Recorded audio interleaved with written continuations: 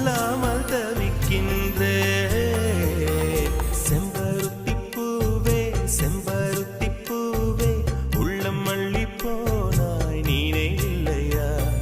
கண்கள் அறியாமல் கனவுக்குள் வந்தாய் மனசுக்குள் நுழைந்தாய் நினைவில்லையா? உன்னை சுற்றி சுற்றி வந்தேன் நினைவில்லையா? என்னை சுத்தமாக மறந்தேன் நினைவில்லையா?